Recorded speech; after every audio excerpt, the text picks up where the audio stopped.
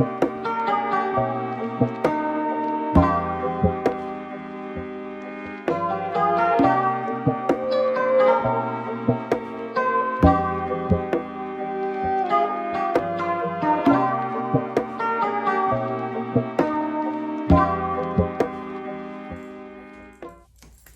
guys, it's Tashay Leniece and I am back with another video.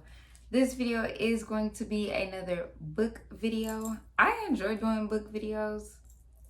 I think I only did like 2, but I enjoy watching book videos. So I'm gonna keep giving you guys book videos, booktubing it, because I decided on my YouTube channel I'm doing what I want to do. So let's get into my August TBRs. If you don't know what TBR stands for, that means to be read. And I have quite a few. So we're just going to go ahead and jump right into it. If you guys would like to see what I plan on reading in the month of August, even though it is August 6th, but I have started reading. So then keep on watching. So, a lot of these books have been on people's, like I said, I watch like booktube, I guess. So I'm watching like what I read in a month or TBRs and all this other good stuff. So a lot of these are, I guess, like TikTok famous or BookTok famous. So yeah, the first one is The Unhoneymooners by Christina Lauren. I have heard a lot of good things about this. I believe, without reading the back, I believe this is about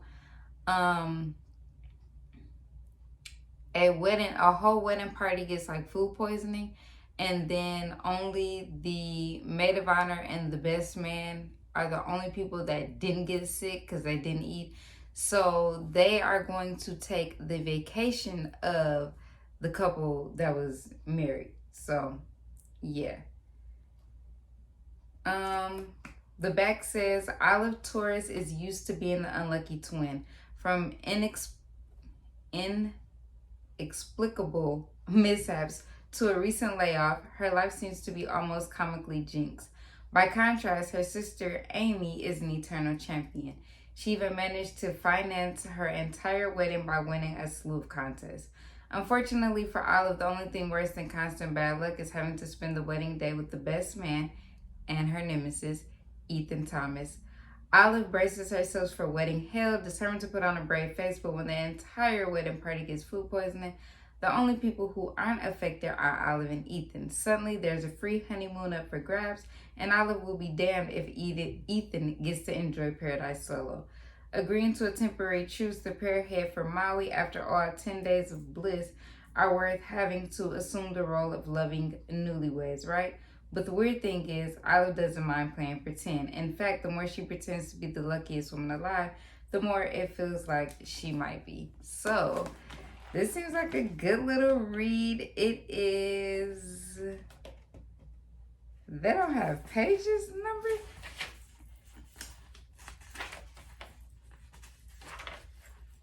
Maybe that's the start of another. Oh, okay. Yeah, that's the start of another story. This book is 395 pages. I wish I could finish like books in a day. Like, the amount of time that my life doesn't allow that is crazy, and I gotta change that because I can't live like this. I need freedom. The next is The Perfect Date by Evelyn Lozanda with Holly Lorenzi. I hope I'm not screwing up her name. Mind you guys, I get all these books from the library. So if you're wondering who's keeping the library open, it's me. I actually got this because I went in the library to pick up library books because I'm the type of person, as soon as I see a book or hear about a book, I'm going to the website, requesting the book, and when it's ready for me to pick up, I go pick it up. But I walked in, I actually browsed on this day, the shows, and I seen this, and it seemed pretty cool. So, Angel Gomez has never lived by the book. A Bronx-based unwed mother by the time she was 16, Angel's personal mission has always been to show the world that a Puerto Rican girl is not to be messed with, especially by a man.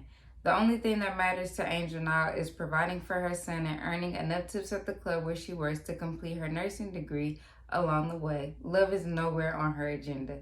Caleb the Duke Lewis is a star pitcher for the Bronx Bolts, whose romantic escapades make delicious fodder for gossip columns. But lately he's been trying to keep a lower profile, so much so that when he meets Angel, first while she's in her nurse uniform and the next time behind the bar, she has no idea who Duke is, fails to fall for his obvious charm and ends up throwing a drink in his face. She's the perfect woman for Duke to fool the tabloids into thinking he's finally settling down. But what begins as a charade soon has Duke and Angel hurtling into a full-blown romance that rocks each of their worlds and begs the question, is this the real deal? Or are some love stories just too good to be true? So is it called trope? I'm trying to learn the book too. The tropes for these are fake dating. I guess this will be enemies to lovers. I don't know. I haven't read this, so I don't know if they become lovers. And this is just fake dating. Like, I haven't read this one either. So, next on the list is The Roughest Draft by Austin Sigma Broca. So I'm trying to remember like other people's synopsis. I believe this one is about two writers who one writes romance and then one writes science fiction. So I believe the girl writes romance and the guy writes science fiction. They are both like at a brain dump. Is it brain dump? Not brain dump. That's what I do when I'm journaling. They are at a writer's block. So to help each other out, I guess, they switch genres. So she is taking him to do a bunch of romantic type stuff, and he is taking her to a bunch of scientific type stuff. So yeah. 3 years ago, Katrina Freeling and Nathan Van Hoosen were the brightest literary stars. I am tripping. Literary stars on the horizon. Their co-written book topping bestseller list. Oh, they're co-writers. But on the heels of their greatest success, they ended their partnership on bad terms for reasons neither would divulge to the public. They haven't spoken since and never planned to, except they had one final book due on contract. Facing a crossroads in their personal and professional lives, they're forced to reunite. The last thing they ever thought they'd do again is hole up in the tiny Florida town where they wrote their previous book, trying to finish a new manuscript quickly and painlessly. Working through the reasons they've hated each other for the past 3 years isn't easy, especially not while writing a romantic novel. Okay, so I don't know where I got that other. I feel like it's in this book though. While passion and prose push them closer together in the Florida heat, Katrina and Nathan will learn that relationships, like writing, sometimes take a few rough drafts before they get it right. I need to figure out which book I just explained to y'all. Oh, it might have been this one.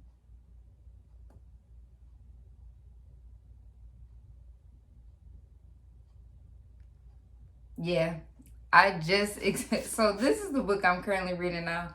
Everything that I just said I thought was about this book is about this book. It's called Beach Read. And basically, this is a enemies to lovers, I believe. And would they call it a rom-com? Rom-com. Something tragic happens to the girl. She has to go to this beach house. Her arch nemesis is her neighbor. They're both at a writer's block because I think something is due for her. I'm only like on page...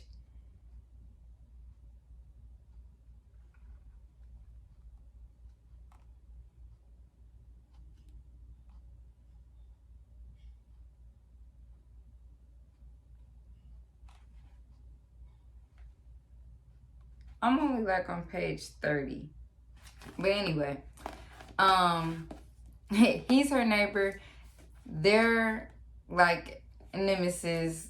So yeah, I guess they're gonna be the ones that switch the, she take him on romantic stuff, he take her on science sci-fi stuff. So yeah, that's Beach Read by Emily Henry. Sorry. And then this was the roughest draft. This I need to finish. I don't know why it's taking me so long to finish this. This is actually a good book. I was supposed to read it last month, which I did start. I got pretty far. But I was reading The Love Hypothesis. Was I reading that love? I was reading The Love Hypothesis, and that was getting really, really good. So when stuff gets really, really, really good, I just continue to keep reading that. So People We Meet on Vacation got put to the back burner. This is also by Emily Henry. This is like one of her bestsellers.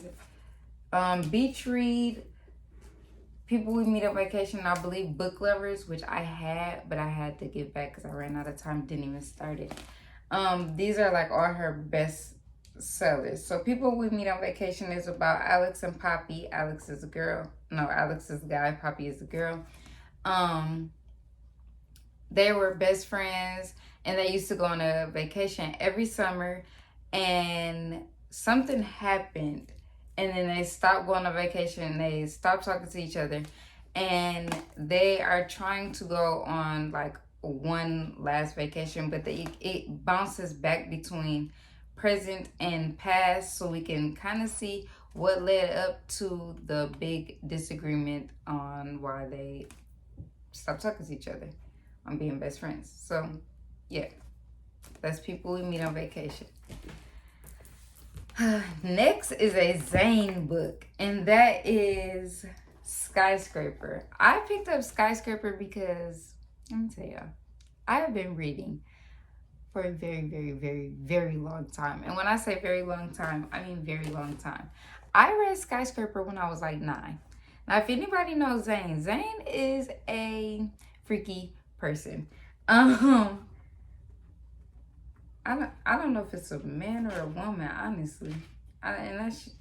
Is that embarrassing that I don't know? Like, I literally don't know. It's a girl. So Zane is a girl. All her books are pretty much explicit. So imagine reading this at 9. But you know why I got away with reading this at 9? Because look at the cover. Innocent. You would think nothing of it. And my parents were just happy I was reading. So anyway, Skyscraper. Most corporations hand out bonus checks or gift certificates for Christmas, but Wolf Industries hands out drama. Skyscraper chronicles the week leading up to the Wolf Industries annual Christmas party as the lives of 4 people who have barely interacted with one another in the past begin to cross paths in the most disturbing ways. By the time this party is over, they will be lucky if the skyscraper is still standing. Like I said, I was 9 when I read this. I have no idea what this was about. I probably was reading it for the sex scenes. So, yeah. There's that. But now that I read the back as an adult and know that there's an actual story to this, it's going to be interesting. I already started reading it. I'm on page 11. Didn't get far, but I guess this was just a recommendation on one of the books that like book 2s I was reading. That's Good Morning Love by Ashley M. Coleman. The cover is adorable. This, I have no idea what it's about, like literally. I love flipping through pages. But anyway, Carly Hinton feels unstoppable, and with her father's musical talent and her signature big hair by way of her mother's Afro-Latina heritage. Okay, hair sounds like curls is in this. Carly is convinced it's only a matter of time before she establishes herself as a sought-after songwriter. But until she makes waves in the music industry, she balances her job as an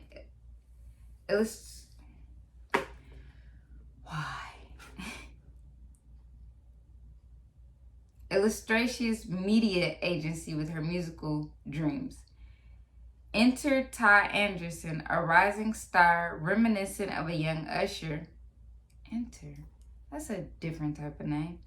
Who sends Carly's calculated world into a beautiful frenzy. Their collision seems almost fated and quickly blurs the strict lines Carly has drawn between business and pleasure, putting both her reputation and her songwriting career in jeopardy.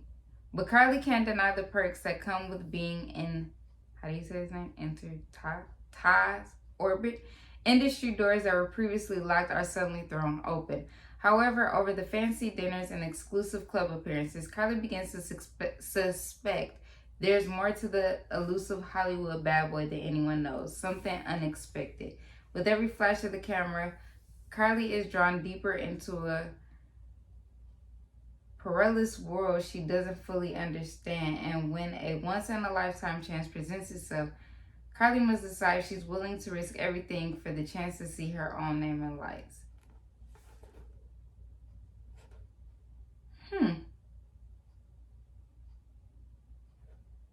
Kind of seems drama-filled, and I'm here for it. Yeah. So, last but not least, I don't know how. Is Girl Wash Your Face by Rachel Hollis. This was on another, I think, to be read. And it's just a self-help book. Kind of. So, yeah. For better living. I'm gonna get into this. So, little self-help. I also had Taraji P. Henson's memoir, Around the Way Girl. It's in the car. I've been reading it. It's not bad, but I just think I'm not in that space right now of reading people's memoirs. Like when I started the year, I was like, I'm gonna read a memoir every month, which I still might, but right now I'm kind of like in a fiction rom-com, enemies to lover, fake dating type phase of my life. So yeah, that is 3, 6, 7, 8 technically books that I plan on reading for the month of August.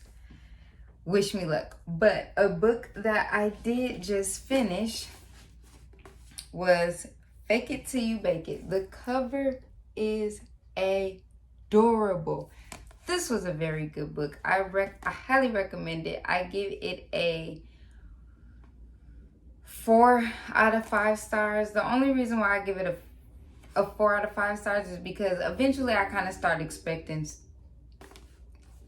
like, it was a plot twist, but it was also like, okay, I know by the time to finish, I know what's gonna happen. So yeah. But Jada Townsend Matthews is the most reviled woman in America after turning down a marriage proposal on a reality dating show. When she comes home to lick her wounds, Jada finds herself working at San Diego's newest cupcake bakery, Sugar Bliss, alongside the uptight owner and professional football player Donovan Dale. When a reporter mistakenly believes Jada and Donovan are an item, they realize they can use a misunderstanding to their advantage to help the struggling bakery and rehabilitate Jada's image. Faking a relationship should be simple, but sometimes love is the most unexpected ingredient. Fake It Till You Bake It is a sweet confection of a novel, the perfect story to curl up with while enjoying a cupcake on the side. So yeah. Love mixed perfectly with sugar and flows. So Fake It Till You Bake It. Good book. 4.5 out of 5 stars. So if you guys enjoyed this video, make sure you give it a thumbs up. Don't forget to hit subscribe. And let me know down in the comment section what you are reading for the month of August. If you guys have read any of these books, if you plan on reading any of these books, let me know. Talk to me. I talk back. Don't forget to hit the notification bell so you won't miss another time I upload a video. And I will see you guys in my next video. Bye.